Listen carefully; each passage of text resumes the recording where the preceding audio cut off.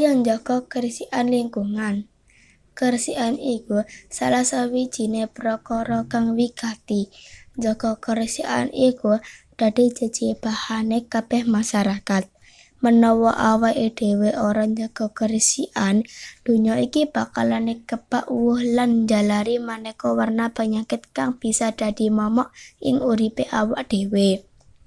Uwuh dadi prakara kang ora rampung-rampung amarga kurangé sikap peduli saka warga marang uwuh mau. Tuladhane kayata kali kang ana ing kutha gedhe kebak ora amarga banyu ananging amarga uwuh.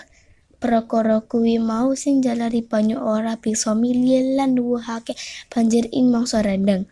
Mulane kuwi ayo padha bebarengan njaga lingkungane awake dhewe supaya resik lan adoh saka penyakit kang disebabake saka lingkungan sing reget. Kayata kolera, asma, hepatitis A, diare, lan sapiturute.